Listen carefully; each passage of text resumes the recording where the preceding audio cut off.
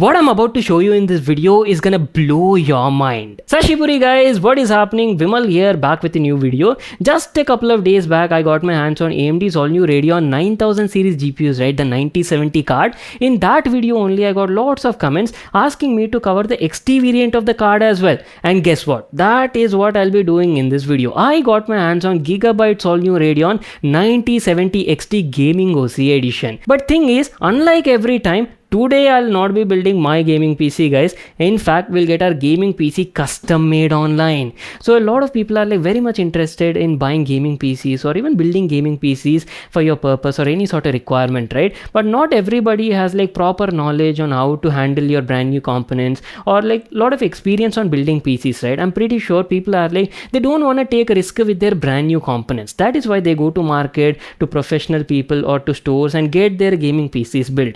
This is where Kryptronix Gaming PC store comes into picture. They're based out of Delhi and are like a very popular PC store, and they've been building PCs since many years guys. They've got like professional staff over there, and good thing is when you go over there, they also give you like free consultation service. Depending on your requirement or any sort of needs, they'll help you with choosing your components. They'll give you like proper suggestions on which proper PC parts you should go for. Either it be creative purpose, gaming purpose also, or even for like AI applications as well. They'll help you out with all your needs. So if you're in Delhi, NCR, you can definitely go pay a visit to their store, and not just their offline store, they also have like online website as well that goes by kryptronix.in. So sitting at your home comfortably, you can select all your components, place an order, and it'll automatically be delivered within a couple of days. So they also have like free shipping and delivery. Cash on delivery option is also there, and apart from that, if you're looking for like finance options, EMI services, that is also available. So today for our Radeon 9070 XT, I got a custom all Aorus gaming PC ordered from their website guys,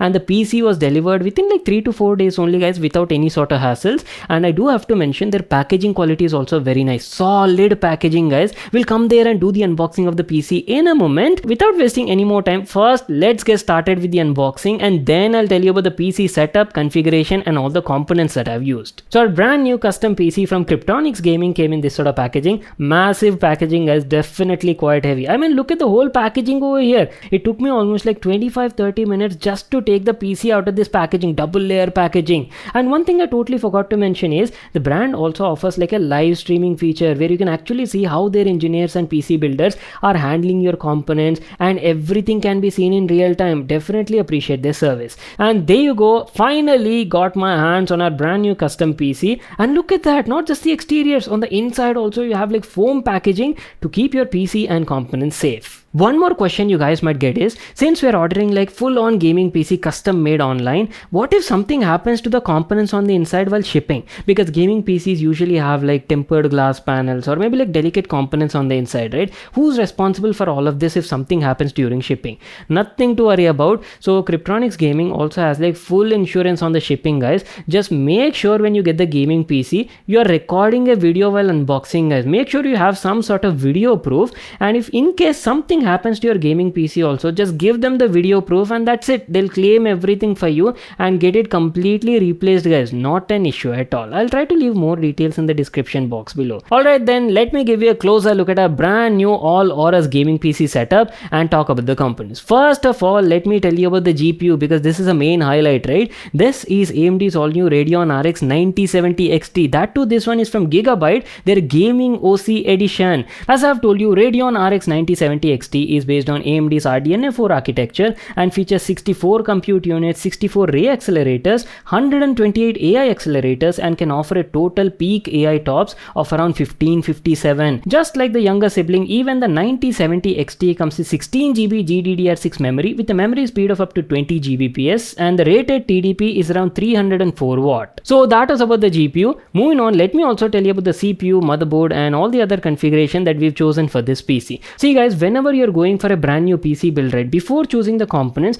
first of all decide why do you want to build this PC. Is it for gaming purpose or is it for like productivity, creative applications? Because depending on your requirements, right, combination of CPU and GPU can change. For example, if you're going to build like a productivity build, right, then for that you can go for a CPU which has more number of cores and threads. CPU is always higher priority if you're looking for a creative or productive sort of build. Now if you're looking for a gaming related PC build, right, then try to invest more on the GPU. The more powerful GPU you have, you'll get more better results, guys. And also these days you're getting AMD's all new X3D variant of the CPUs, right, specially designed for like ultimate gaming purpose, that is more suitable for a gaming PC build. That is why I've chosen Ryzen 7 7800 X3D CPU for this combination. Excellent combination CPU for the Radeon 9070 XT GPU, guys. You can do like excellent 1440p gaming, triple digit FPS to aram se you'll get even at max graphics settings, and 4K 60 FPS gaming is also possible. I'll definitely show you the benchmarks, gaming test, everything in this video.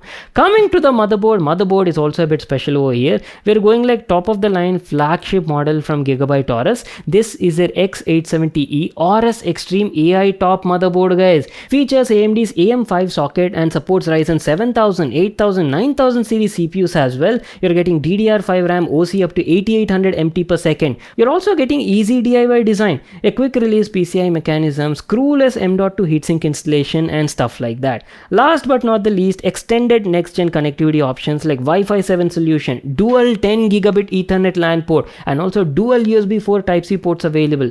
So everything is like fully loaded on this motherboard. Talking about the RAM, we'll be going for 64GB DDR5 RAM from G-Skill Trident Z5 RGB clocked at 6000 MHz and 1TB PCI Gen 4 NVMe SSD from Gigabyte Aorus. Now Ryzen 7800 X3D is obviously like a monster CPU for gaming, and you do not want to compromise on the cooling solution. That is the reason I'll be going for a 360mm AIO liquid cooler, and this one is also from Gigabyte Aorus, their Waterforce Mark II ARGB edition. Last but not the least, if you ask about the power supply, ideally for a configuration like this, 850 watt would be like sufficient, but as I've told you guys, we're going like top of the line overkill. That is why we'll be using Gigabyte Aorus Elite Edition 1000 watt platinum rated power supply, and the case is also from Gigabyte Aorus because the whole setup, the whole theme is only like all Aorus edition, right? C500 glass edition, which comes with beautiful ARGB lighting on the front. It's a E80X mid tower case, so a massive sized case that supports all motherboard sizes from mini ITX to E80X, and also liquid coolers up to 420mm. So that is pretty much it, our complete configuration and all the components that I've chosen.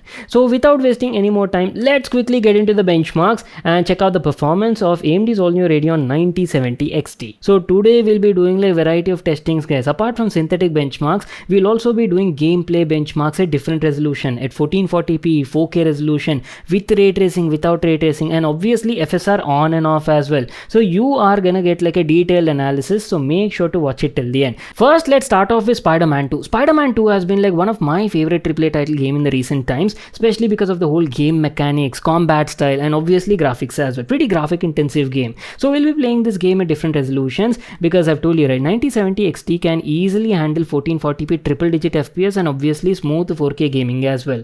So right now in this first clip, we're playing the game at 1440p resolution, very high graphics preset, native resolution, guys. No upscaling technology, no frame generation, nothing like that. I want to show you the raw rasterization performance of this card, and there you go. As you people can see, on an average the 9070 XT was being able to run this game at around 125 to 130 FPS on an average. Now that is what I'm talking about. Musca gaming experience, guys. Look at this buttery smooth performance. Now what happens if you actually enable ray tracing at the same graphics preset at 1440p? Let me quickly toggle that from the settings and show you the results. Okay, ray tracing has been enabled, FSR and frame generation are off. I want to show you what sort of results we'll get.